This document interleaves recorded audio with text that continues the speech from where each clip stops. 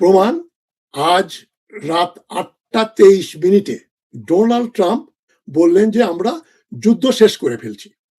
Trump একতরফাভাবে যুদ্ধ শেষ করার ঘোষণা দিলেন এবং বললেন যে যুদ্ধের সব উদ্দেশ্য পূরণ হয়েছে। আমেরিকা ইরানের শক্তি খর্ব করেছে, শত্রুদের ক্ষমতা থেকে অপসারণ করেছে, ইরানের সামরিক শক্তি প্রায় ধ্বংস করেছে। ইরান আর এখন কোনো হুমকি নয়, আমরা যুদ্ধ বন্ধ করছি। ট্রাম্প বললেন যুদ্ধের শেষ হবে, তবে নট ভেরি সুন, এখনই না, এই সপ্তাহের ভিতরে না, কদিন পরে। আমরা ইরানের নৌবাহিনী ও বিমান বাহিনী ধ্বংস করে দিয়েছি। এখন আমরা দেখব ইরান যুদ্ধ চালিয়ে যায় কিনা, এটা আমরা দেখব। তবে 1 মিনিট 1.5 মিনিট আগেই একটা খবর দেখলাম, সেখানে ইরান বলেছে তারা যুদ্ধ বন্ধ হবার, সিজ ফায়ারের, যুদ্ধবিরতির জন্য টেবিলে বসতে রাজি নয়। তারা বলছে আমরা যুদ্ধ চালিয়ে যাব, আমাদের প্রতিপক্ষ শত্রু আমাদের সঙ্গে যুদ্ধ করছে, এবং চীন, রাশিয়া এবং ফ্রান্সের সঙ্গে আমাদের আলাপ হয়েছে। যদিও আমেরিকা ও ইসরায়েল আপাতত পিছু হটেছে, ইরান বলেছে শত্রুরা আক্রমণ সম্পূর্ণ বন্ধ না করা পর্যন্ত যুদ্ধবিরতি নয়। এটা আমরা আশা করিনি, কারণ আমরা মনে করেছিলাম যে ট্রাম্পের দুবার প্রস্তাব করেছে 9 দিনের ভেতরে যুদ্ধ বন্ধ করার, ইরান পাত্তা দেয়নি। এখন আবার ট্রাম্প নিজেই বলে দিচ্ছে আমাদের পক্ষ থেকে আমরা যুদ্ধ শেষ করে দিয়েছি, এবং তার ল্যাঙ্গুয়েজটা খুব ক্লিয়ার। ট্রাম্প বলেছেন conflict may be short term, এই কনফ্লিক্টটা শর্ট টার্মের জন্য হয়েছে, যুদ্ধ শেষ হয়ে যাচ্ছে, কেন তেলের মূল্য অস্বাভাবিক রকম বৃদ্ধি পেয়েছে এবং এই অঞ্চলে টেনশন বিরাজ করছে, সুতরাং আমরা যুদ্ধ তাড়াতাড়ি বন্ধ করে দেব। কিন্তু এটাতে যে ট্রাম্পের ভেতরে যে আত্মারাম খাঁচা ছাড়া ছেড়ে দেমা কেঁদে বাঁচি, এটাই হচ্ছে এখন ট্রাম্পের মনোভাব। কেননা এই 3 ঘন্টা আগে বক্তব্য দিচ্ছেন, 4 ঘন্টা আগেও ট্রাম্প বলেছেন যে আমরা ইরানকে দেখে নেব, ইরানকে আমরা শাস্তি দেব, এবং এমন শাস্তি দেব যে চিরকাল মনে রাখবে। তবে ট্রাম্প যখন বলল যুদ্ধ বন্ধ হয়ে যাবে, সাথে সাথে তেলের দাম $85 নেমে গেল ব্যারেল, যেটা $115-20 উঠেছিল, $150 বা তার বেশি হবার কথা ছিল, সেটা একটু কমে গেছে। ট্রাম্প বলছে যে শেয়ার মার্কেট, ইকোনমির সারা পৃথিবীর লোকে কষ্ট করছে, সেই জন্য আমরা যুদ্ধ বন্ধ করে দেব, যুদ্ধে যে উদ্দেশ্য ছিল সেটা আমাদের হাসিল হয়ে গেছে, অর্জিত হয়ে গেছে।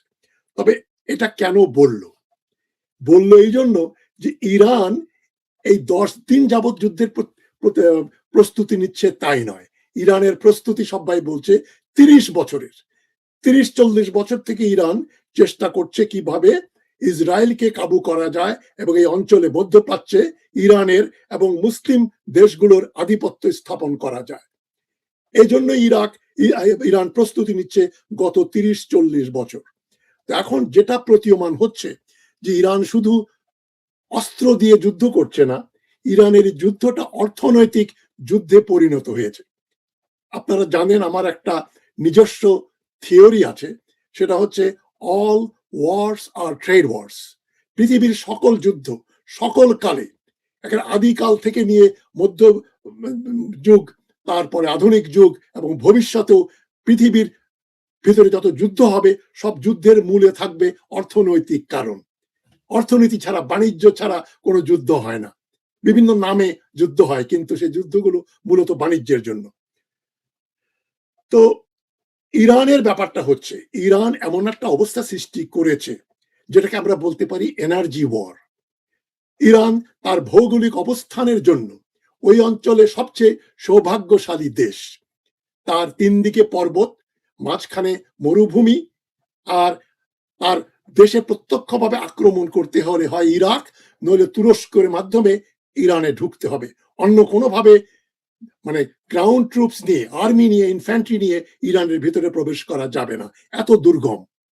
এবং বিরাট দেশ, অনেক বড় দেশ, 9 কোটি লোক, প্রায় 10 লক্ষ তার সেনাবাহিনী, রেগুলার ইরেগুলার মিলে, এবং এই মিসাইল টেকনোলজিতে ইরান এখন পৃথিবীর সর্বাগ্রে। ইরানের যে মিসাইল, সেটা এখন রাশিয়া ব্যবহার করে, মার্কিন যুক্তরাষ্ট্র ওর কপি করে মিসাইল বানিয়েছে। সুতরাং এবং এমন সুপার হাইপারসনিক মিসাইল ইরানের আছে, যেগুলো শব্দের 5 গুণ 7 গুণ বেশি গতিতে চলতে পারে, যেগুলোকে ইন্টারসেপ্টর দিয়ে নামানো সম্ভব না। এবং ইরান ইতিমধ্যেই আজকে বা গতকাল বলে দিয়েছে, আজকেই, যে আমরা এখন আর ছোট ছোট মিসাইল ব্যবহার করব না। 1 টনের নিচে যেগুলোর ওজন, সেই মিসাইল আমরা ব্যবহার করব না। এটা একটা মারাত্মক ব্যাপার। 1 টন 1.5 1.25 টন ওজন, মানে 28 29 30 মন ওজনের বোমা 2000 কিলোমিটার ভ্রমণ করবে, সেই মিসাইল এখন ব্যবহার করবে ইরান। সেটা প্রতিরোধ করার মতো শক্তি মার্কিন যুক্তরাষ্ট্র বা ইসরায়েলের নাই। তাদের হাতে ওই, যেটা আমি বহুবার বলে আসছি, ইন্টারসেপ্টর নেই। তারা বুঝতে পারে নাই যে ইরান এত হাজার হাজার মিসাইল তারা নিক্ষেপ করবে। এবং তাদের যে মিসাইল তারা যেটা তৈরি করে, অনেকে বলছে কটেজ ইন্ডাস্ট্রির মতো। কটেজ ইন্ডাস্ট্রি মানে যেটাকে বলা হয় বাড়িতে বসে বসে যে শিল্প তৈরি হয়, ছোটখাটো ফ্যাক্টরি বানিয়ে তারা মিসাইল তৈরি করছে, ড্রোন তৈরি করছে। ড্রোন গুলো তারা বলছে প্রতিদিন 1000 ড্রোন তৈরি করতে পারে ইরান। এবং তার প্রতিরোধ করার জন্য যে ইন্টারসেপ্টর লাগে, সেটা বছরে কয়েক শত মাত্র তৈরি করতে পারে মার্কিন যুক্তরাষ্ট্র। কোনো ম্যাচ হয় না। এবং মার্কিন যুক্তরাষ্ট্র এখন ডিইন্ডাস্ট্রিয়ালাইজেশনের ফলে, কলকারখানা বন্ধ হয়ে যাওয়ার ফলে, ওদের মিলিটারি ইন্ডাস্ট্রিয়াল কমপ্লেক্স কন্ট্রাক্ট দিয়ে দিয়ে বিভিন্ন দেশ থেকে অস্ত্র শস্ত্র কিনে আনছে। এবং ইরান এখন একটা অ্যাসিমেট্রিক্যাল ওয়ার, অসম যুদ্ধ, অনেকটা গেরিলা ওয়ারফেয়ারের মতো তারা শুরু করেছে। ইরান এখন ভিয়েতনামের মতো, ইরান এখন আর ইরাক বা লিবিয়া বা ভেনেজুয়েলার মতো নয়। ইরান এখন অপ্রতিরোধ্য একটা গেরিলা শক্তি, একটা অ্যাসিমেট্রিক্যাল ওয়ারের জন্য তারা সম্পূর্ণ তৈরি, প্রস্তুত। এবং তেলের দাম বাড়লে ইরানের লাভ, রাশিয়ার লাভ, আমেরিকার তেল কোম্পানিগুলোর লাভ। কিন্তু সবচেয়ে ক্ষতি হচ্ছে এখানে গালফ স্টেটস গুলো, বিশেষ করে যেগুলো Persian Gulf, Gulf of Hormuz দিয়ে যাদের জাহাজ রপ্তানি করার জন্য বাইরে যাবে, সেই দেশগুলো কারা? আমি আবার বলে দিচ্ছি, ইরাক, কুয়েত, বাহরাইন, কাতার এবং ইউএই। এই দেশগুলো, 5টা দেশ নির্ভর করে গালফ অফ হরমুজের উপরে। এবং গালফ অফ হরমুজ ইরান বন্ধ করে দিয়েছে, কেবলমাত্র চীন এবং রাশিয়ার জন্য গালফ অফ হরমুজ খোলা। ট্রাম্প এই বক্তৃতা দেওয়ার আগে, যুদ্ধবন্দী বন্ধ করতে চায় বলার আগে বলেছে, আমরা হরমুজ স্ট্রেইট খুলে দেব, সেখানে মার্কিন নেভি বিজনেস, এই যে কন্টেইনার গুলো এবং যত সিভিলিয়ান যত জাহাজ, সেগুলোকে রক্ষা করবে। হাস্যকর একটা প্রস্তাব। ওইখানে ইরান বসে আছে হেভি মিসাইল নিয়ে, যে কোনো জাহাজ যেটা ইরান তাদের ওয়েলকাম করছে না, স্বাগতম জানাচ্ছে না, তারা ঢুকলে ইরান তাদেরকে গুড়িয়ে দেবে। সেটা মার্কিন যুদ্ধ জাহাজ হলেও ইরানের মিসাইলের কাছে তারা টিকতে পারবে না। সুতরাং ট্রাম্প বাড়িয়ে চাড়িয়ে কথা বলেন, তার যে পরিমাণ শক্তি, তার চেয়ে বেশি শক্তি আছে বলে প্রমাণ করতে চান। কিন্তু এখন তারা বুঝে গেছে যে আর কদিন গেলে ইরান ইসরায়েলকে এবং এই গালফ স্টেট গুলো যেখানে মার্কিন ঘাঁটি আছে, তারা যদি বাড়াবাড়ি করে, তাহলে তাদের আমরা গুড়িয়ে দেব। একটা ভালো ডেভেলপমেন্ট হয়েছে। সৌদি আরবের ক্রাউন প্রিন্স মোহাম্মদ বিন সালমান আজকেই চীনের সঙ্গে কথা বলেছে, বেইজিং এর সঙ্গে কথাবার্তা বলছে। তারা এখন নিউ ইয়র্ক, ওয়াশিংটন বা তেল আবিবের সঙ্গে কথা বলছে না। তারা বুঝে গেছে যে আমেরিকা এখানে এসছে আমাদের রক্ষা করার জন্য না, ইসরায়েলকে রক্ষা করার জন্য। এবং ইসরায়েলের স্বার্থে এখানে ইরানের বিরুদ্ধে আমেরিকা যুদ্ধ করছে এবং আমাদেরকেও জড়িয়ে ফেলছে।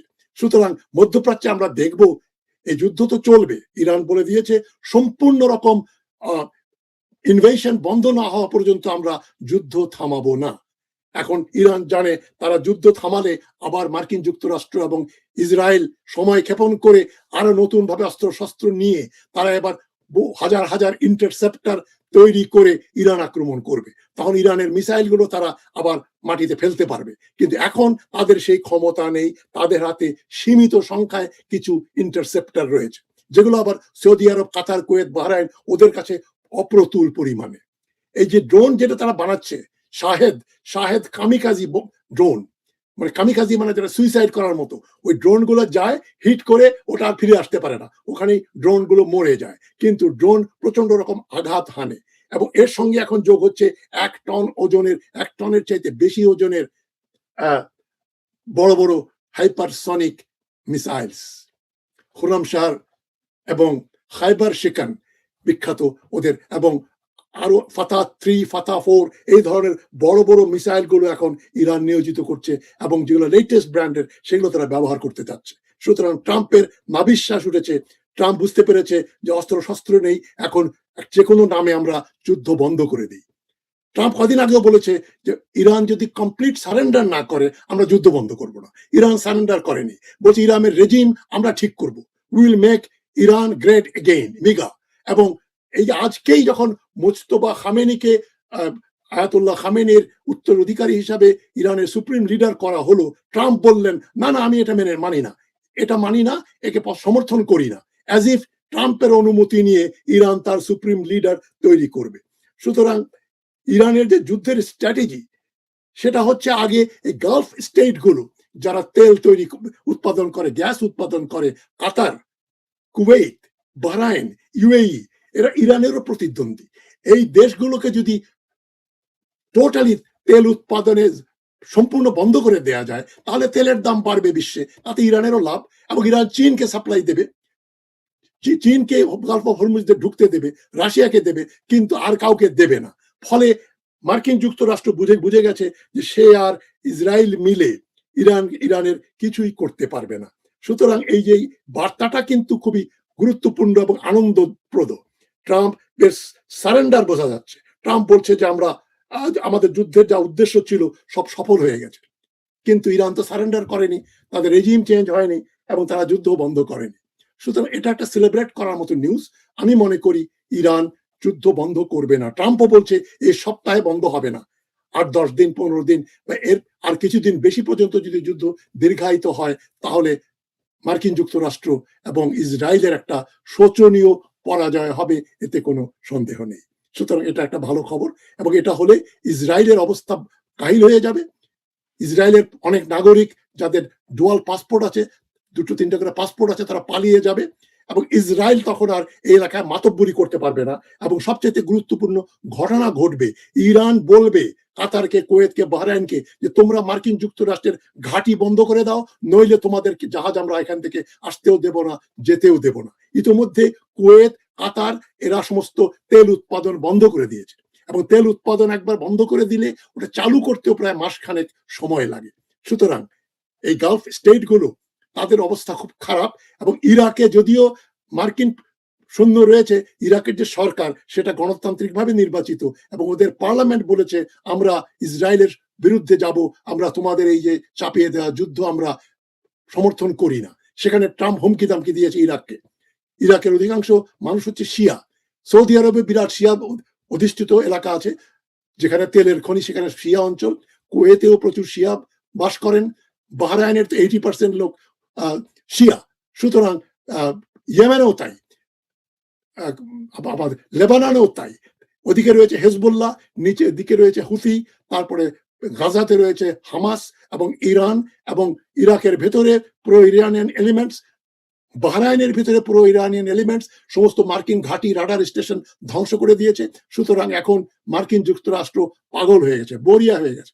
তবে তারা ইরানের প্রতি রিটালিয়েট করলে ইরান তার বড় বড় বোমাগুলো ব্যবহার করবে এবং এই যুদ্ধে আমেরিকা ও ইসরায়েল সুবিধা করতে পারবে না, তাদের অবস্থা আরো খারাপ হবে এবং তারা খুবই অপমানিত হয়ে একটা যুদ্ধবন্দির যুদ্ধবিরতির বা যুদ্ধ চিরতরে বন্ধ করার জন্য চুক্তি করতে বাধ্য হবে। ইরান তাদের কথা মতো চলবে না, ইরানের কথা মতো এখন গালফ স্টেটস গুলো, এমনকি সৌদি আরবও চলবে, ইসরায়েলও চলবে এবং মার্কিন যুক্তরাষ্ট্র চলবে। তো আপনাদের আমি আমার শুভেচ্ছা জানিয়ে আবার আগামীতে আমি আলোচনা করব এই যুদ্ধের সূত্রপাত, ইসরায়েলের জন্ম, এগুলো নিয়ে একটু ইতিহাসের আলোকে এই ব্যাপারগুলো একটু আলোচনা করবেন। যারা এখনো নিশ্চিত না যে কেন মারামারি, কেন গন্ডগোল হচ্ছে, সেদিকে আমি আলোকপাত করব একাধিক আলোচনায়। ভালো থাকবেন সবাই। আসসালামু আলাইকুম। 1981 সালের মার্চ মাস, যুদ্ধে কাঁপছে মধ্যপ্রাচ্য। একদিকে সাদ্দাম হোসেনের ইরাক, অন্যদিকে আয়াতুল্লাহ রুহুল্লাহ খোমেনির বিপ্লবী ইরান। মুসলিম উম্মার এই দুই প্রতিবেশীর যুদ্ধ থামাতে গুরু দায়িত্ব পড়ল বাংলাদেশের তৎকালীন প্রেসিডেন্ট জিয়াউর রহমানের কাঁধে। ইসলামী সহযোগিতা সংস্থা ওআইসি যখন মধ্যপ্রাচ্যে শান্তি মিশন পাঠালো, তখন সবার নজর জিয়াউর রহমানের উপর। তার ব্যক্তিত্ব আর নিরপেক্ষ কূটনীতি তাকে সেই মিশনের এক প্রভাবশালী সদস্য করে তুলল।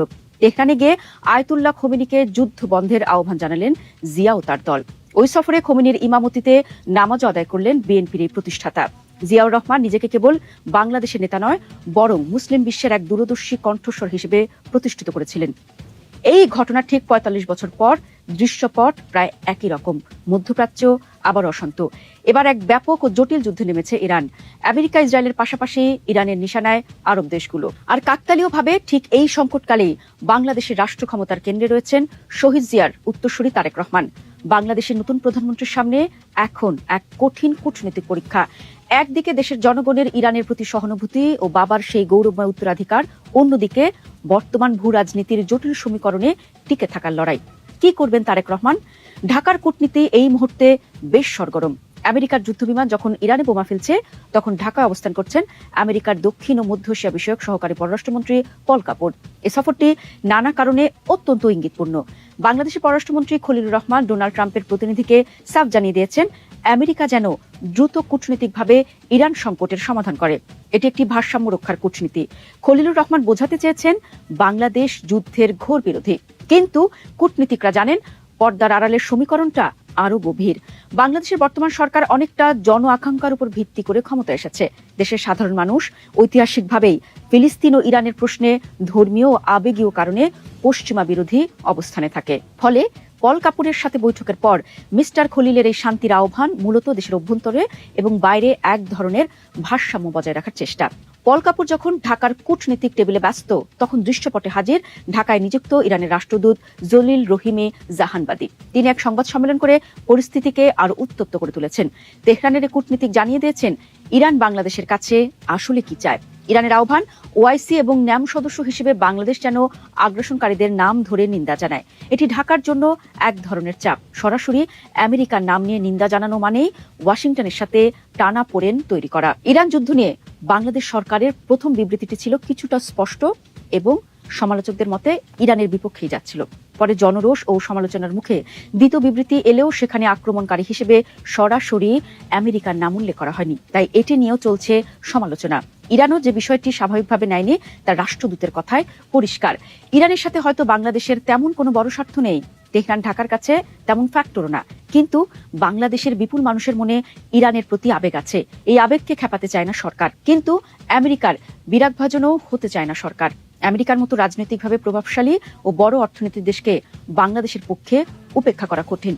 তারেক রহমানের সরকারের সবচেয়ে বড় চ্যালেঞ্জ হলো আমেরিকার উপর নির্ভরশীলতা। ২০২৪ সালে বাংলাদেশের রাজনৈতিক পট পরিবর্তনে আমেরিকার পরোক্ষ সমর্থন ছিল বলে আওয়ামী লীগ মহলে একটি বদ্ধমূল ধারণা রয়েছে।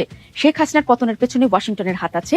এই বয়ান যখন বাজারে চাওর, তখন নতুন সরকারের পক্ষে আমেরিকার বিরুদ্ধাচরণ করা বেশ ঝুঁকিপূর্ণ। আর দেশের অর্থনীতি পুনরুদ্ধার এবং আন্তর্জাতিক বাণিজ্যের বড় অংশ নির্ভর করছে আমেরিকা সহ পশ্চিমা বিশ্বের উপর। জিয়াউর রহমান ১৯৮১ সালে যতটা স্বাধীনভাবে নিজের অবস্থান ঘোষণা করতে পেরেছিলেন, ২০২৬ সালে এসে তারেক রহমানের জন্য সেই পথ ততটা মসৃণ নয়। বিশ্ব রাজনীতি এখন আর সেই অবস্থায় নেই। তারেক রহমানের পক্ষে মধ্যস্থতাকারী হিসেবে আবির্ভূত হওয়াও কঠিন। বাংলাদেশের সাধারণ মানুষের মনস্তত্ত্ব বরাবরই একটু আলাদা। চায়ের টেবিল থেকে সোশ্যাল মিডিয়া, সবখানে ইরানের প্রতি সহানুভূতি স্পষ্ট। মানুষ চায় তাদের সরকার বুক ফুলিয়ে আগ্রাসনের প্রতিবাদ করুক। তারেক রহমান সরকারের জন্য এটা এক ধরনের চাপ, কিন্তু কূটনীতি চলে হিসাব নিকাশে, আবেগে নয়। একদিকে যদি তিনি জন আবেগ ধারণ করে সরাসরি ইরানকে সমর্থন দেন, তবে পশ্চিমা সাহায্যের দুয়ার বন্ধ হয়ে যেতে পারে। আবার যদি তিনি নীরব থাকেন, তবে দেশের ভেতরেই তার সরকারকে তোপের মুখে পড়তে হতে পারে। তারেক রহমান যদি বাবাকে অনুসরণ করতে চান, তবে ওআইসি বা মুসলিম দেশগুলোকে সাথে নিয়ে যুদ্ধ বন্ধে মধ্যস্থতার প্রস্তাব দিতে পারেন। এতে যেমন বিশ্বনেতা হিসেবে তার ইমেজ বাড়বে, তেমনি দেশের অভ্যন্তরেও তার জনপ্রিয়তা বাড়বে। তবে বর্তমান প্রেক্ষাপটে এটা কঠিন। জিয়াউর রহমান যখন খোমেনির সাথে দেখা করেছিলেন, তখন বিশ্ব ছিল